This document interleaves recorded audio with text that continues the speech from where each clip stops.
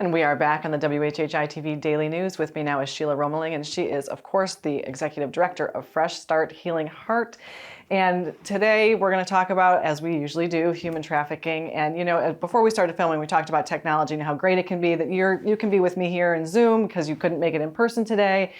But then we get to talking about the darker side. And so today we're going to talk about human trafficking and how it relates to AI, or how predators are now getting, unfortunately, creative with it. So let's talk a little bit about it. Well, technology, as you know, we can sit and talk to our children anywhere. We can keep in touch anywhere. And we're able to FaceTime like you and I are currently. And we're able to do that around the world. So now the world has become at our wrist or in our pocket or right on our desktop. Right. And it's so exciting to have all of that and to be able to learn different languages and different, see the different world. I don't know about you, but if you put on the goggles, you can actually go anywhere in the world. I mean, there's incredible things incredible things that we can do with technology. But predators are also learning exactly what to do with technology. And AI has become a wonderful thing where you can write papers with it. You can do poems. You can make art. But predators have realized that they can also come after your children with it. And so what they're doing now is taking a child's face and putting it on a pornography body in porn, and an active porn, and then turning around and sending it back to the child and threatening them. Now, I don't know about you, but I know as a child, I lied once or twice. Sure. And most children have. And so when they now threaten the child and say, I'm going to show this to your parents, or I'm going to put this out for the world to see, if you don't do what I tell you to do. What child is not going to? They are most likely going to, because they know they've lied before, so mom and dad aren't going to believe them.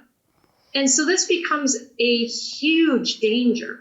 And more reason why parents really, really need to know who their children are talking to, right, or have all the passwords and apps and things like that to know what their children are doing. Right. Predators have even gotten to the point where when they have porn on their phones, and FBI have had to scrub them, or DHS has scrubbed them, they have found that these hidden porn apps were behind a calculator app or something, so that nobody knew it was there.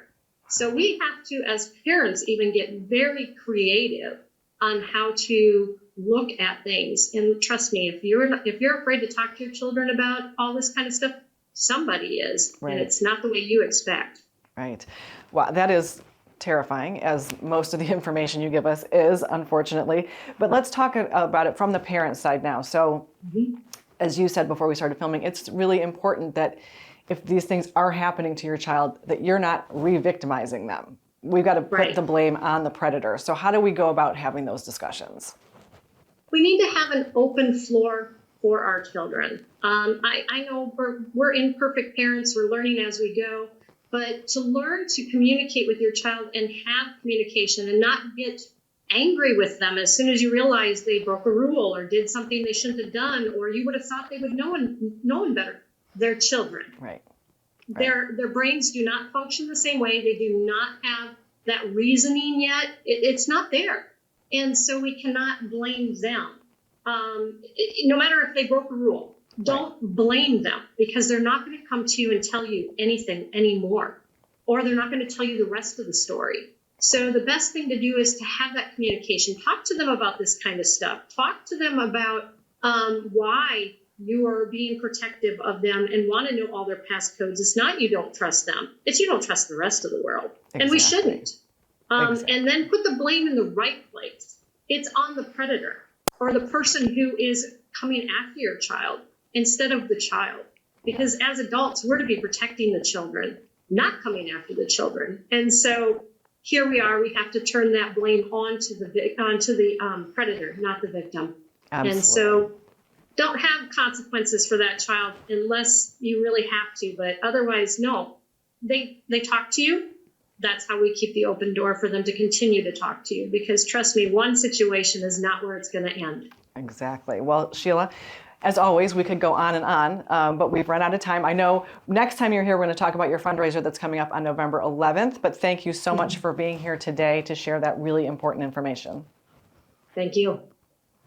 And we'll be back in just a moment, so don't go away.